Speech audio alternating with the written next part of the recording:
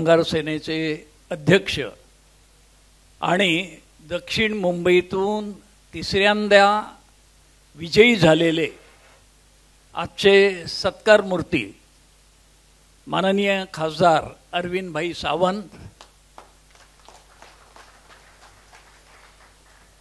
व्यासपीठावरील आमदार सचिन अहिर, त्याचप्रमाणे गुरुनाथ खोत, अजित साळवी, श्रद्धाताई, आमच्या सौभाग्यवती वहिनी, सर्वच मान्यवर आणि भारतीय कामगार सेनेचे पदाधिकारी, सदस्य, बंधूंनो, भगिनींनो, सर्वप्रथम ह्या निष्ठावंत योद्ध्याचं मी मनापासून अभिनंदन करतो। भारतीय कामगार सेनेने ती भेटवस्तू दिली आहे, चांदीची गदा, आणि त्याच्यावर शब्द कोरलेत, निष्ठावंत योद्धा। मला असं वाटतं की अचूक, अगदी चपखल असं वर्णन अरविंद सावंताचं ह्या दोन शब्दांमध्ये होते। खरं म्हटलं तर दक्षिण मुंबईची लढाई तशी सोपी नव्हती आणि तिसऱ्यांदा लढाई जिंकणं हे तर आणखी एक मोठं आव्हान। असे अनेक जण, जाणकार, विद्वान असं म्हणत होते की दक्षिण मुंबई म्हणजे भारतीय जनता पक्षाची मक्तेदारी, आणि पहिल्या दोन निवडणुका तुम्ही ज्या जिंकलात ते भारतीय जनता पक्षाची युती होती म्हणून मग तर ही खरी कसोटीच होती। पण एकटी शिवसेना उद्धव बाळासाहेब ठाकरे आणि अरविंद सावंत यांनी हे दाखवून दिलं की ही भाजपची मक्तेदारी वगैरे काही नाही, आम्ही एकट्या शिवसेनेच्या हिमतीवर ही निवडणूक जिंकून दाखवू, आणि दाखवलं।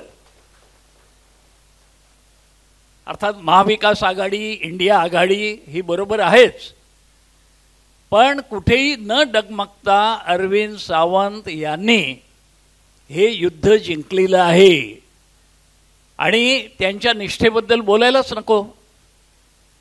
आपण सगळे पाहतोय गेली 2 वर्ष महाराष्ट्राच्या इतिहासामध्ये एक काळवंडलेली ही 2 पानं आहेत। या 2 वर्षामध्ये महाराष्ट्राला गद्दारीचा कलंक लागला आणि आपल्या अगदी घरातले, जवळचे, जीवाभावाचे म्हणावे असे लोक सुद्धा दगा देऊन गेले। ह्याच्यात कुठलीही संलग्न संस्था, संघटना सुटली नाही, हे बघितलं आपण। लोकाधिकार समितीचे तर अध्यक्षच गेले, महिला आघाडीच्या उपनेत्या त्यांनी गद्दारी केली, इतरही सगळ्या संस्था, संघटना, मते युवासेना असेल, कोणी ना कोणीतरी गेले। पण मला इथे नमूद करताना अभिमान वाटतो, अरविंद सावंत यांच्या नेतृत्वाखालची भारतीय कामगार सेना अभेद्य राहिली।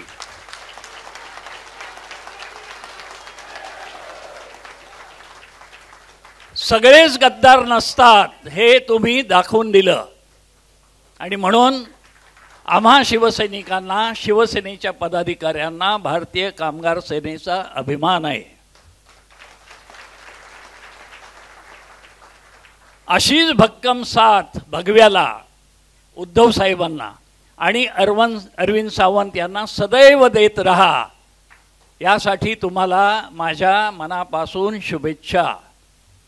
अरविंद सावंत यांच्याबद्दल काय बोलावं, ते स्वतःच्या गुणांनी पुढे आलेले आहेत। त्यांना कोणी असं हात देऊन वर काढलेलं नाही, ते स्वतःहून आलेलं। मला आठवतं की 90-92चा काळ असेल, माननीय शिवसेना प्रमुख एकदा मला विचारत होते, अरे हा कोण मुलगा आहे? एक काहीतरी त्यांच्याकडे व्हिडिओ आली होती, त्यावेळेला व्हिडिओची पण नुकतीच सुरुवात झाली होती, आणि ते बघत होते कुठले तरी साहेब, हा कोण आहे? मी बघितलं तर अरविंद सावंत। म्हटलं हे आपल्या युनियनमधले आहेत, टेलिफोन कंपनीच्या युनियनमधले। हे बाळासाहेबांचे उद्गार हे चांगलं बोलतोय. म्हणजे शिवसेना प्रमुखांनी शिवसेनेसाठी असे नेमके नेमके नेमके कार्यकर्ते नेते असे निवडले. त्याच्यापैकी अरविंद सावंत त्यावेळेला कुठल्या तरी तालुक्या जिल्ह्याचं संपर्क प्रमुखाचं काम दिलं असेल. तसे अनेक जण महाराष्ट्रात एवढे तालुके आहेत, एवढे जिल्हे आहेत, किती जण काम करत होते. परंतु अरविंद सावंत यांचं वक्तृत्व बाळासाहेबांच्या नजरेतून आणि कानातून सुटलं नाही. त्यांनी दखल घेतली त्याची. मला आठवतं तेव्हा अरविंद, मला वाटतं जळगाव वगैरेच्या सभेमध्ये असाल तुम्ही, आणि नेमकी तीच क्लिप बाळासाहेब पाहत होते. काय होतं त्याच्यामध्ये की कसं साध्या साध्या गोष्टींमधून लोकांच्या काळजाला हात घालता येतो त्याचं ते उदाहरण होतं. अरविंद सावंत बोलता बोलता आपलं राजकारण, आपलं सगळं काही जे काही चाललेलं आहे ते कसं आता खराब होत चाललेलं आहे, कारभार कसा बिघडत चाललेला आहे, सरकारची प्रगती होण्याऐवजी कशी अधोगती होते ह्याच्यावर बोलत होते, टीका करत होते. आणि ते करताना त्यांनी एक उदाहरण दिलं होतं की म्हणे राज कपूरने 2 सिनेमे बनवले. एक गंगा ह्या नावाचे 2 सिनेमे. एक पहिला जो बनवला होता तो जिस देश में गंगा बहती है, म्हणजे गंगेचा उदो केला. गंगेचं पावित्र्य, गंगेची महानता त्याच्यातून सांगितली. कालांतरानं राज कपूरनी जेव्हा दुसरा सिनेमा बनवला तेव्हा त्याचं नाव ठेवलं राम तेरी गंगा मैली. म्हणजे एक गंगा पवित्र आणि ती असा तिचा प्रवाह वाहत वाहत वाहतात अशी ती मैली झालेली आहे. तसंच आपलं महाराष्ट्राचं राजकारण हे असं घाणेरडं झालेलं आहे. चांगले लोक होते त्यावेळेला, यशवंतराव चव्हाणांसारखे, वसंतराव नाईकांसारखे, त्यांनी या महाराष्ट्राच्या राजकारणाची चांगली सुरुवात केली होती. आणि आता हे असे घाणेरडे लोक आलेले आहेत. इतकं चपखल उदाहरण दिलं आणि त्यामुळेच शिवसेना प्रमुखांच्या ते नजरेत भरले. त्यांनी आशीर्वाद दिला, प्रोत्साहन दिलं आणि पाहता पाहता एक सामान्य कार्यकर्ता अरविंद सावंत आज शिवसेनेच्या सर्वोच्च नेते मंडळामध्ये आलेले आहेत. दक्षिण मुंबईसारख्या आव्हानात्मक मतदारसंघातून 3ऱ्यांदा निवडणूक त्यांनी लढले आणि जिंकलेले आणि चांगलं मताधिक्य घेतलेलं आहे. तेव्हा हे आपल्या गुणांखेरीज शक्य नाही. माणसं जोडली, माणसं जपली, माणसं सांभाळली आणि त्या माणसांनी सदैव साथ दिली, त्याचं हे एक मूर्तिमंत उदाहरण आहे. बऱ्याच गोष्टी आहेत, पण मला असं वाटतं की त्यांचं जेव्हा आपण लोकसभेतलं भाषण बघत असतो तेव्हा ते मुंबईचे प्रश्न असो, महाराष्ट्रातल्या शेतकऱ्यांचे, कामगारांचे अनेक प्रश्न मांडतात.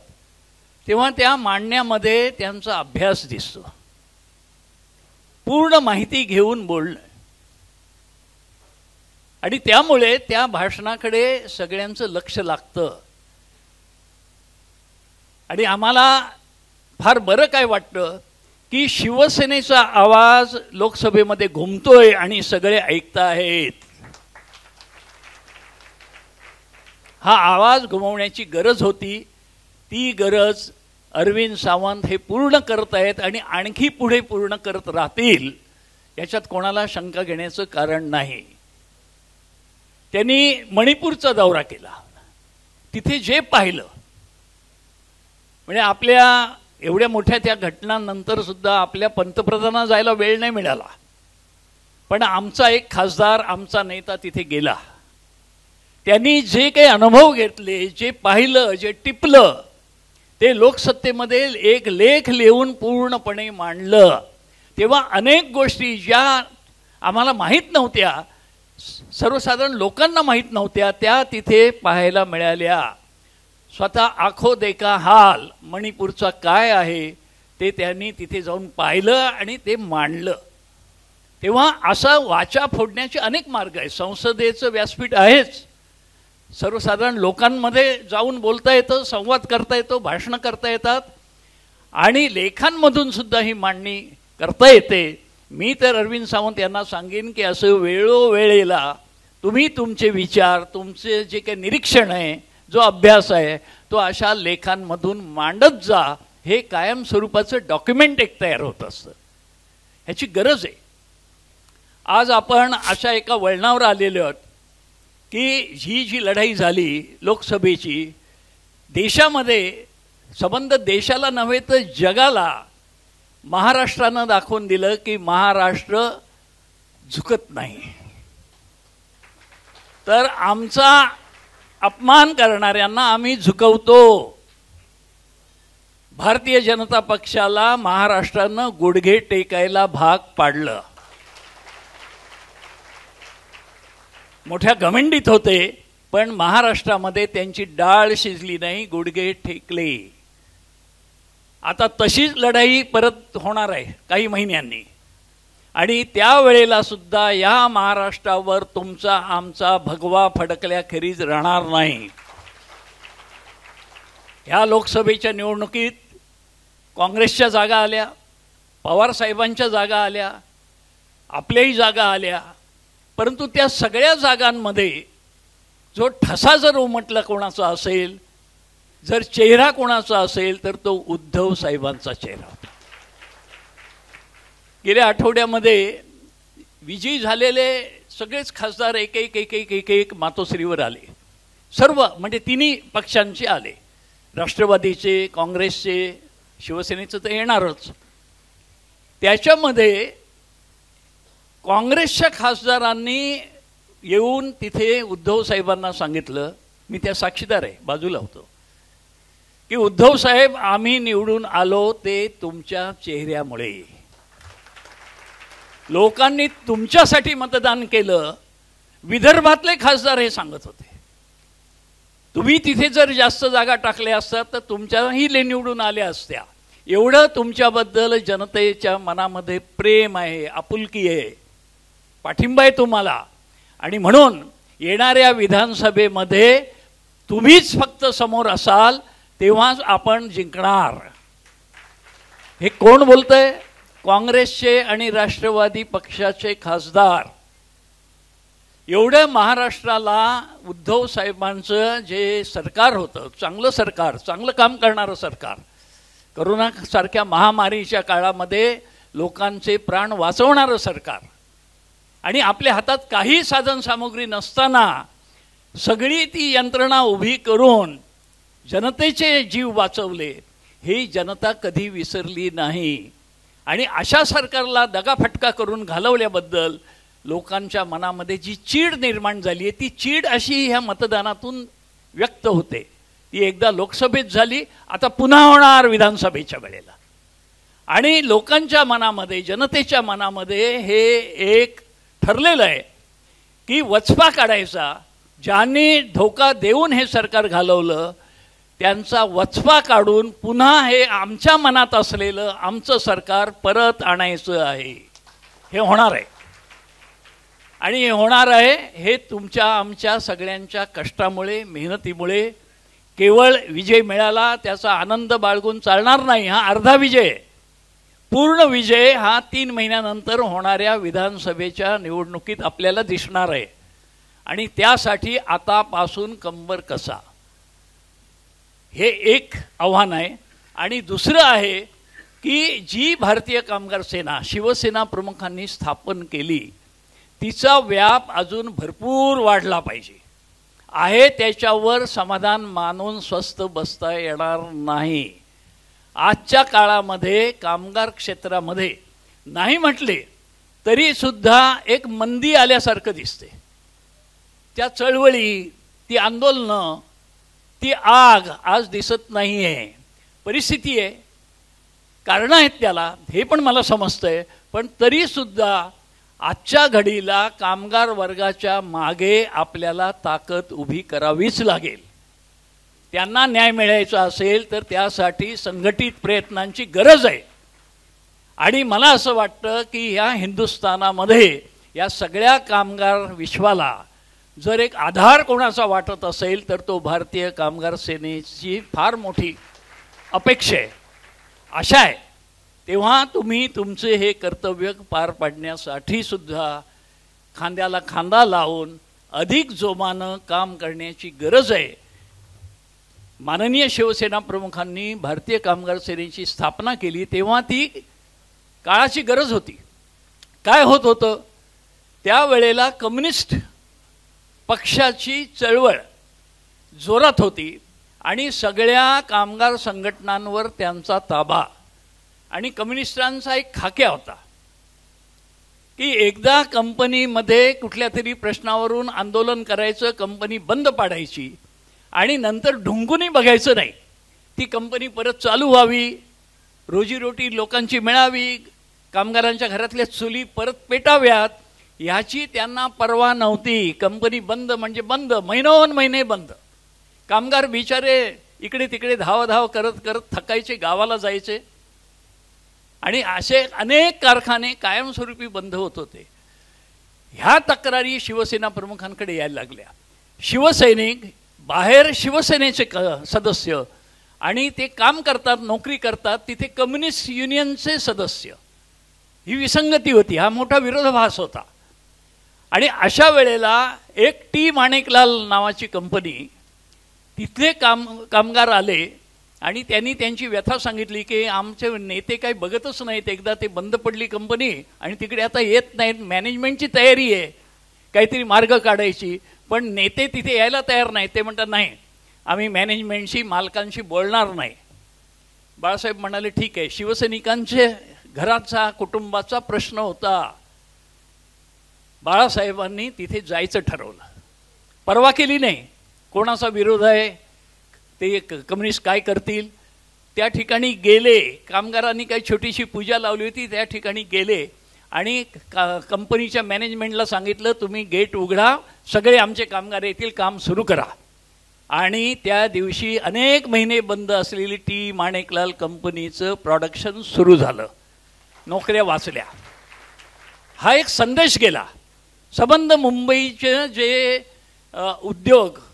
औद्योगिक क्षेत्र जे उद्ध्वस्त झालेलं होतं, पूर्ण नष्ट होण्याच्या मार्गावर होतं, मुंबईचं महत्त्वच खतम होईल की काय अशी परिस्थिती असताना एका कंपनीचे तिचे पुन्हा जे काम सुरू झालं त्याचा संदेश दुसरीकडे जाऊन पटापट पटापट पटापट केले. भारतीय कामगार सेनेची स्थापना झाली आणि मग तर काय कमांडर दत्ताजी साळवी त्यांच्याशी गाठ होती. त्यामुळे ते सगळ्यांना म्हणजे मॅनेजमेंटला सुद्धा धारेवर धरायचे आणि प्रसंगी कामगारांचा सुद्धा कान धरून शिस्तीने काम करायला सांगायचे, असा त्यांचा दरारा होता. कमांडर दत्ताजी साळवी शिवसेना भवनमधले ते एकच कॅबिन अशी होती की तिला दरवाजा नव्हता. दत्ताजी साळवींच्या कॅबिनला दरवाजा नाही, सदैव उघडा. पण तरीसुद्धा कोणी म्हणेल मी घुसतो आणि जातो, काय विषाद. हा जो वचक, हा दरारा त्यांनी शिवसेना प्रमुखांना अपेक्षित असलेलं नेतृत्व ह्या कामगार वर्गाला दिलं आणि भारतीय कामगार सेना फोपावली आणि ती तुमच्या हातामध्ये आज सुपूर्द झालेली आहे. ती अधिक कशी वाढवायची, आणखी उंचीवर कशी न्यायची याचं नियोजन करा आणि केवळ महाराष्ट्राला नाही तर देशाला हवीशी वाटणारी कामगार चळवळ भारतीय कामगार सेनेच्या माध्यमातून उभी करण्याचं केवळ स्वप्न बघू नका, तर ते स्वप्न साकार करा अशी माझी अपेक्षा, विनंती आणि आग्रह आहे. ती गरज आहे, आज गरज आहे त्याची. आणि अशा ह्या कामगार चळवळीचं नेतृत्व अरविंद सावंत हे करतायत. MTNLच्या टेलिफोनच्या कामगारांना न्याय मिळावा म्हणून त्यांनी केलेली अहोरात्र धडपड, जो ध्यास घेतला होता, त्या कामगार ते असे वाऱ्यावर जाऊ नयेत म्हणून त्यासाठी केलेले सगळे प्रयत्न, अगदी गल्लीपासून दिल्लीपर्यंत दिलेली धडक ही आम्ही ते पाहिलेली आहे. आणि त्याचमुळे मोठ्या विश्वासानं, मोठ्या भरोशानं उद्धवजींनी अरविंद सावंत यांच्याकडे ही धुरा दिलेली आहे. तुम्ही त्यांच्या पाठीशी आहात आणि म्हणून ही पुढची वाटचाल अधिक भक्कम होईल. भारतीय कामगार सेनेचं नेतृत्व म्हणजेच सबंध कामगार क्षेत्राचं नेतृत्व करण्याची आज एक जबाबदारी अरविंद सावंत यांच्यापाशी आहे. खासदार म्हणून आज संसदेमध्ये एक ठसा उमटवण्याची तीही आज वेळ आलेली आहे. पुन्हा मागची वेळ ठीक आहे, समोर एकदम सगळा म्हणजे विरोधाचा समुद्रच, आणि अशाही वेळेला अगदी खणखणीतपणानं अरविंद सावंत यांनी मिळालेली प्रत्येक संधी, मिळालेलं प्रत्येक मिनिट हे वापरलेलं आहे. आता तर आपले इंडिया आघाडीची संख्या दणदणीत झालेली आहे, मोठी झालेली आहे. तेव्हा सत्तारूढ पक्षाला दादागिरीने दुसऱ्यांची भाषणं थांबवता येतील, रोखता येईल असं वातावरण नाही.